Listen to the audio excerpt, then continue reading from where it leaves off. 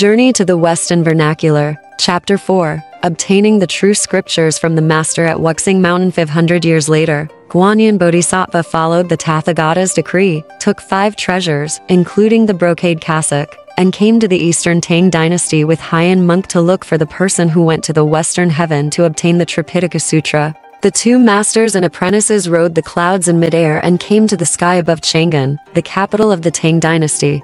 This was already the 13th year of Zhongguan. This day was the day when Li Shimin, Emperor Taizong of the Tang dynasty, ordered the eminent monk Chen Zunzang to set up an altar in Huaxing Temple to preach Buddhism. Chen Zunzang was the reincarnation of Jin Shanzi, the second disciple of Tathagata Buddha. Avalokitesvara secretly selected him as a Buddhist monk. She and Hien Walker became wandering monks. They carried cassocks and other treasures to the gate of the palace and asked to see Emperor Taizong of the Tang dynasty. Offer treasure. Tang Taizong always liked Buddhist scriptures, so he immediately called them to the temple and asked how much the treasures cost in total. Guanyin said, Tathagata Buddha has the Tripitaka Sutra. If you send Chen Zunzang to the west to obtain the sutra, these treasures will be given to you.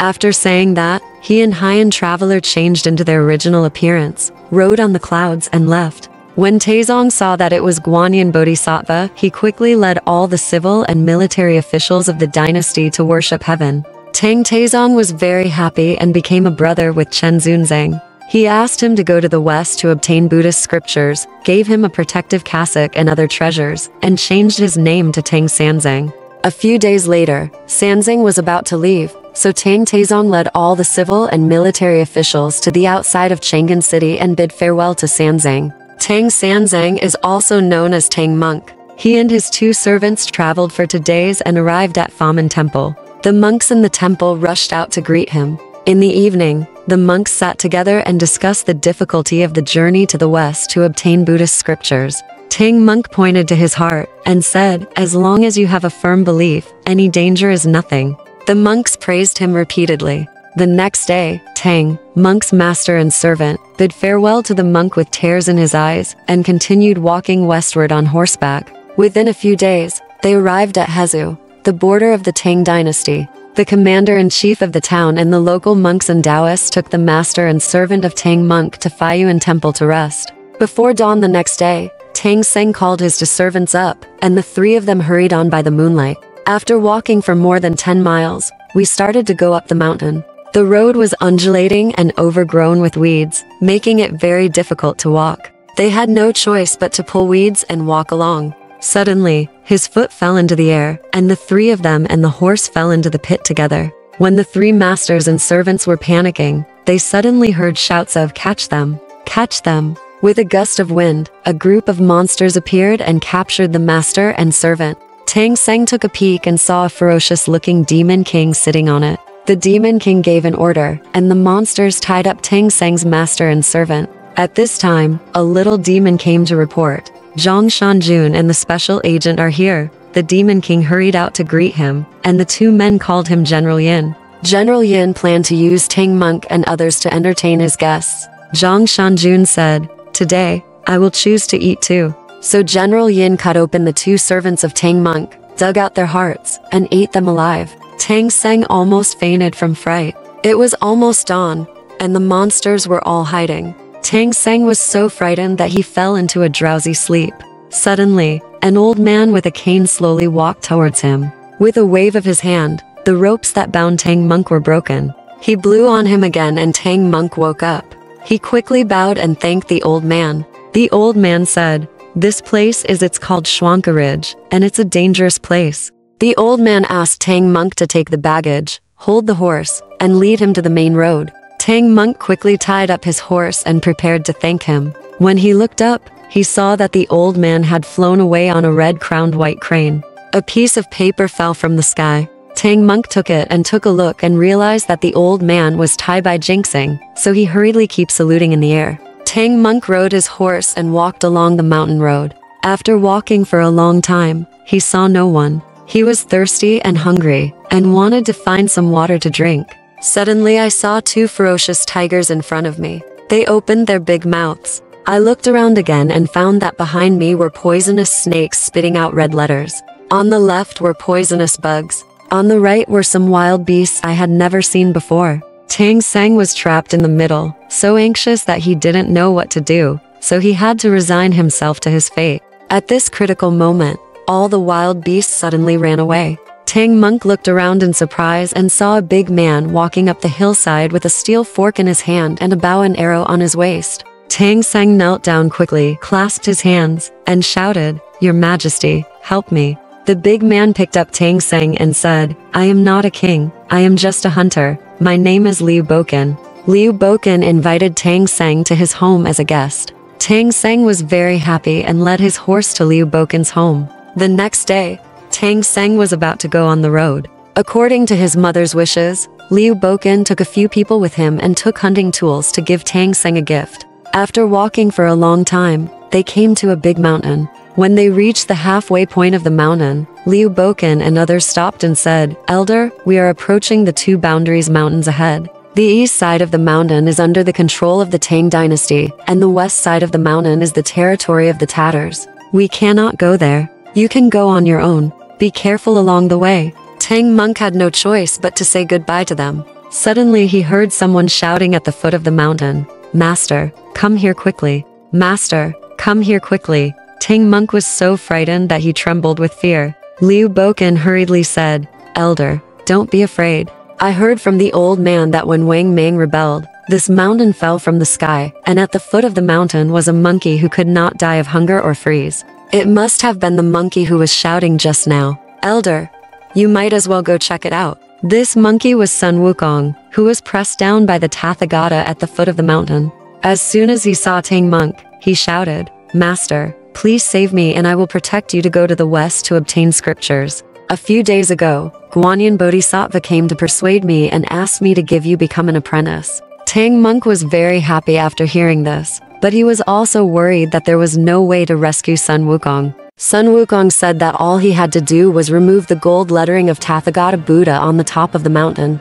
After Tang Monk took off the gold inscribed sticker, he followed Wukong's request and retreated to a place 10 miles away with Liu Boken and others to wait. Suddenly, there was a loud noise like the earth was shattering, and the 5 elements mountain split into 2 halves. Suddenly, sand and rocks flew, and the sky was filled with dust, making it difficult to open one's eyes. When Tang Monk opened his eyes, Wukong was already kneeling on the ground, kowtowing to him. Tang Monk saw that he was naked, so he took out a pair of shoes and a pair of trousers from his bag and asked him to put them on. Liu Boken was very happy to see that Tang Seng had accepted his apprentice. He said goodbye to Tang Seng and his apprentice and went home. Wukong immediately packed his luggage and set off with his master. Not long after, the master and apprentice left the border of Datang. Suddenly a big tiger jumped out from the grass. Sun Wukong quickly put down his luggage, took out the golden cudgel from his ear, and said happily, "Old Sun has not used this treasure for more than 500 years.